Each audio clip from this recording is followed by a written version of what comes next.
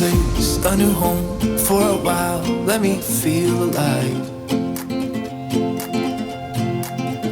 Nothing to hold me back. Take my time, just enjoy the ride. A new man passing by. Life is good, best I've ever felt.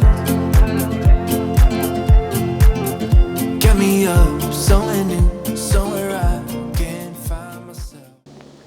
G'day everybody, and welcome back to another video where we showcase a wide range of camping locations and day trip adventures. So you could probably see behind me that I am set up, so it is a camping location that I am covering. So I'll just give you a little clue on where I am.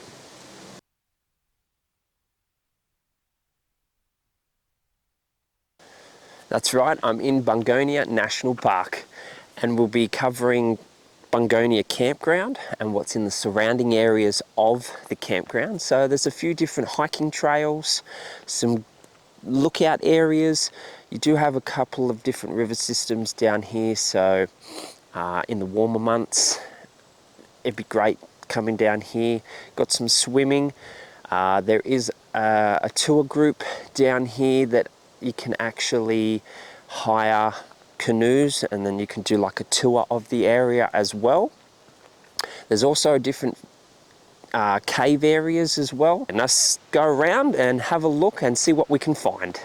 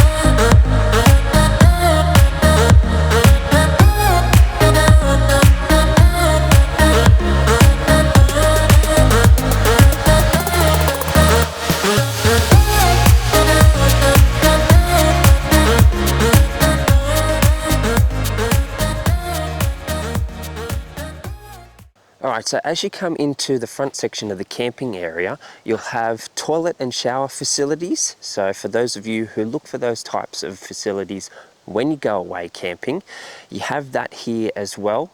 You've also got a community kitchen and dining area. So you have those facilities as well if there's a large group of you that's coming up. Tables and chairs and a kitchen area. So let's go check the community kitchen area out, shall we? Let's go. Come on, let's go.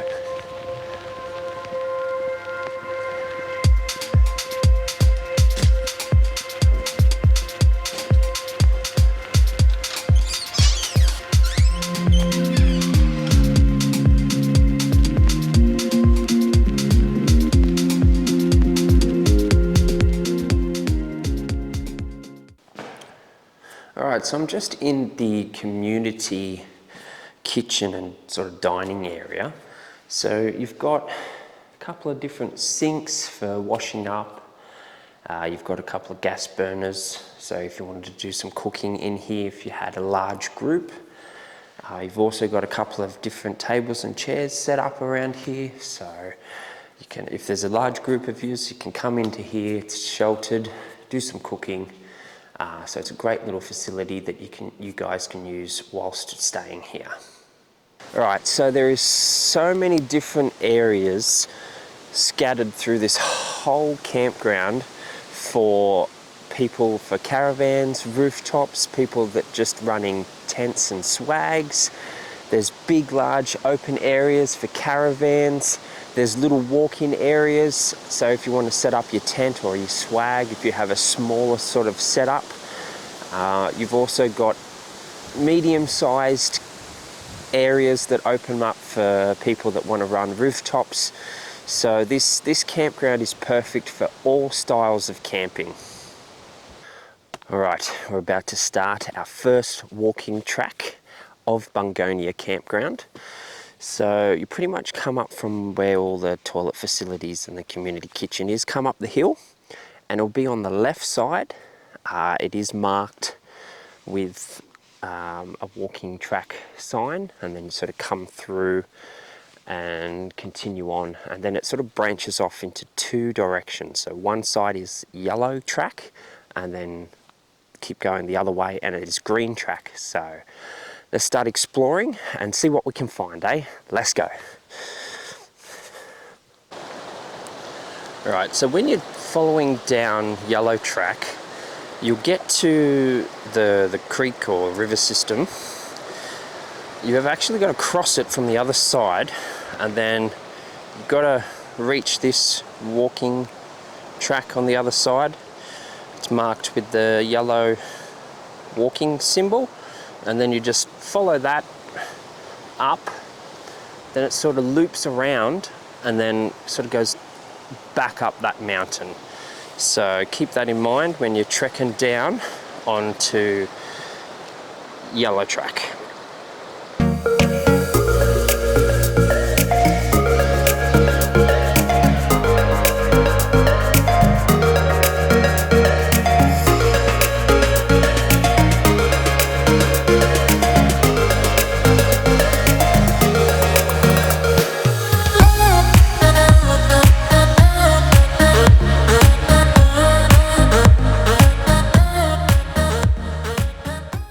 Right, so I'm just following what they call the yellow track.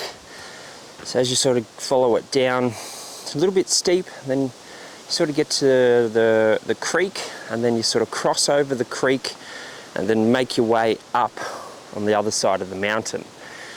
Now you've got a couple of good little viewing areas when you're doing your trek through. So yeah, not bad scenery up here. All right, we've made it. We've made it to Jarawa Canyon Lookout. It's on the yellow track. So it is a little bit difficult to follow. You do see little yellow tags, and they're on trees and they're on little posts. So it is a little bit tricky to follow. But yeah, as you follow it up, it takes you up to this viewing area, and you can look out onto the canyon, and you can see the waterfall down the bottom as well. So you don't want to do this track late afternoon, because it will get dark and it will be hard to find your way back. So make sure you do it morning, midday sort of time. So yeah, we're gonna turn around and shoot back to camp. Another thing to note when you get down to the river, if there's been a lot of rain up here, this area will pretty much be impassable. So make sure when you're trekking down, and if you can't see a clear path to the other side and like the water level is way too high, don't attempt it, because it is very dangerous. But this here, I was able to cross it safely by jumping across the rocks a bit further up there, and then sort of went across to where the walking track is. So yeah, keep that in mind. When the water level's high, you won't be able to get across.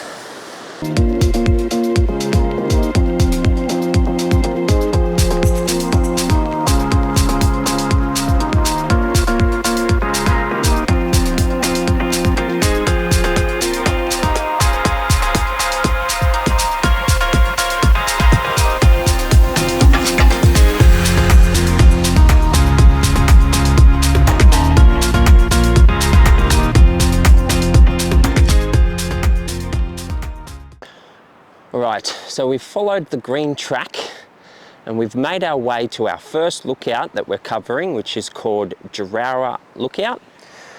And you can see Jarawa Falls from here as well, and you've got a mad view of the mountains. And if you look across the other side, there's a square sort of rock formation which they've called Paddy's Castle. So it sort of looks like a castle. So we'll continue through and have a look at the rest of the area.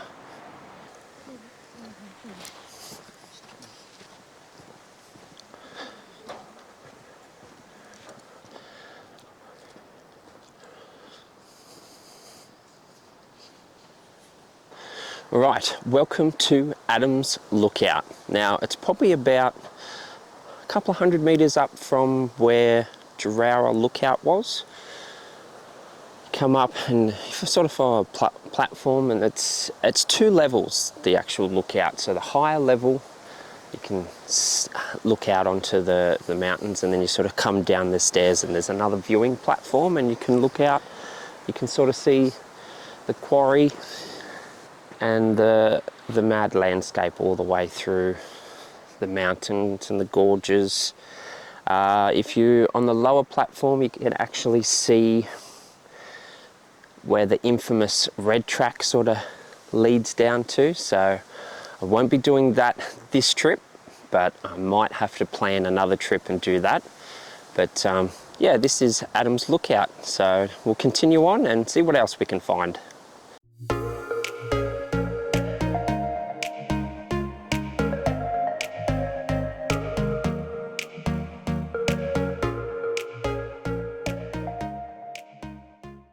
All right, so we've made it to Mass Cave, and this is the entrance. So you sort of go in, go down and start exploring.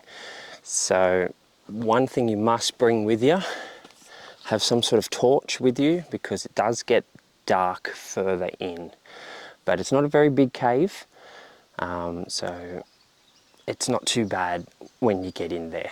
So it's fairly easy. It is a little bit steep at the start, but there is a chain that you can grab onto and make your way down. So let's go in and start having a look at this cave, shall we? Come on, let's go. All right, we are entering the Mass Cave. Now there's a chain that's attached to the rock face, so it will help you to go down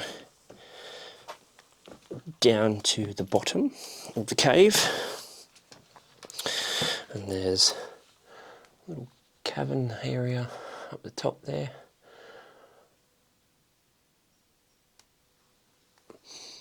But yeah, let's continue down.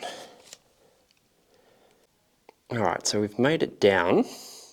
Sort of got it's not too bad of a little space that you've got to sort of, you don't have to crawl, you just sort of bend down a little bit and you should be right to pass through it. And then as you come down, it opens up into a nice, decent sized cavern. And obviously it's roped off by chains, so you can't actually go any further, but it's pretty much just a dead end down there anyway. But yeah, pretty cool formations through here too. And then it sort of goes straight up.